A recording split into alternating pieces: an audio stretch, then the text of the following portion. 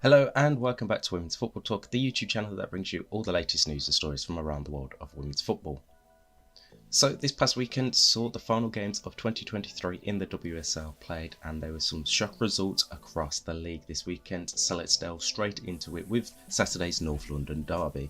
And it was Tottenham Hotspur that beat Arsenal by 1-0 thanks to a second half goal from Martha Thomas to give Robert Wilhelm's side the first ever North London derby victory against Arsenal in the WSL. And it was a fantastic performance from Spurs all round. Whilst they were heavily dominated in terms of possession and shots by Jonas Ardevel's side, they weren't able to be broken down, and Tottenham were absolutely fantastic. A special mention has to go to goalkeeper Barbara Votikova in one of her first league starts. Absolutely fantastic. She made some good saves throughout the game, made it really hard for Arsenal to even get some half decent looking chances against her, and yeah, she was absolutely fantastic.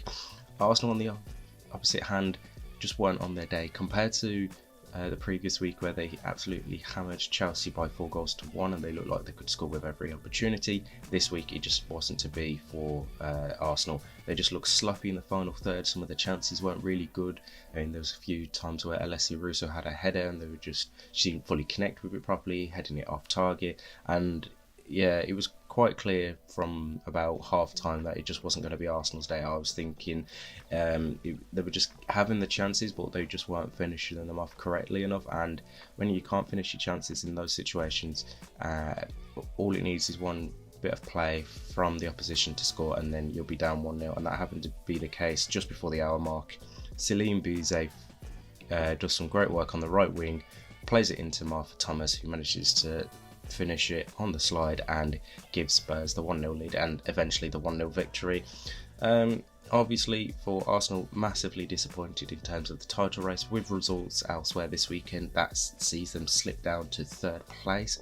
They go behind Manchester City now on goal difference, whilst Tottenham Hotspur, their victory moves them up to 15 points but keeps them in 6th place heading into 2024. So a good bit of way to end 2023 for Tottenham after their big defeats to Manchester United and to Manchester City a couple of weeks ago. So a positive end to the year for Spurs, but unlucky for Arsenal. Elsewhere, we jump into Sunday's action now, and the Battle of the North West between Manchester United and Liverpool was won by Matt Beard's side by 2-1. Taylor Hines and a Millie Turner own goal was enough for Liverpool in the end. Ella Toone had put Man United ahead after just 3 minutes after some great work down the left hand side by Leah Goulton. Toone then manages to score to put United ahead, and then from then onwards Manchester United had a million and one chances to be 2-3, 4-0 up in that first half, but weren't able to capitalise on them. Then a ball comes in from the wing, it goes towards Emma Coy-Visto, it kind of just about misses her arm, falls to Millie Turner, hits off her head and goes past Mary Earps. Nothing Earps could do in that situation, and then Liverpool are level. And then in the 68th minute, Marie Harbinger puts in a cross and Taylor Hines gets onto it and puts Liverpool 2-1 up. Again, Manchester United were looking for chances, but they weren't able to capitalise, and their poor home form this season continues.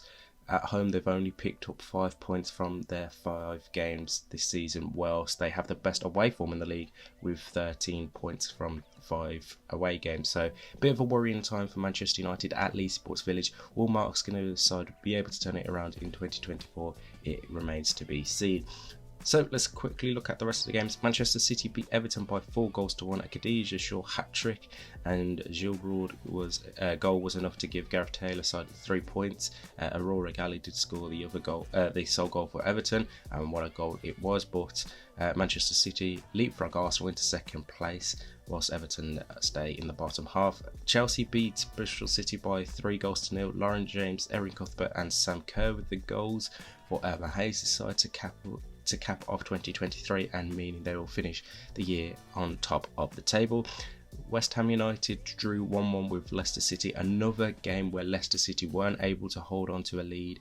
They took the lead with 20 minutes to go. Lena Petterman with it. However, in the 98th minute, Hanaka Hayashi, after West Ham were down to 10 players after Hawa Sissoko saw a second yellow card, Hanaka Hayashi steps up, gets West Ham level, and that's all dropped points for Willie Kirk's Leicester City. And then in the evening game, Aston Villa beat Brighton and Hove Albion by 1-0. Adriana Leon with the only goal in that one. So a quick look at the final table for 2023 in the WSL. We have Chelsea top on 25 points, Manchester City and Arsenal next on 22 points, then Man United and Liverpool both on 18 points, Spurs are on 15 points, Everton 11 points, Leicester City 10, Aston Villa 9, Brighton and Hove Albion 8, West Ham United 5 and Bristol City 5 to end off the 2023 section of the 2023-24 season. So a fantastic weekend of football and surprise results across the WSL.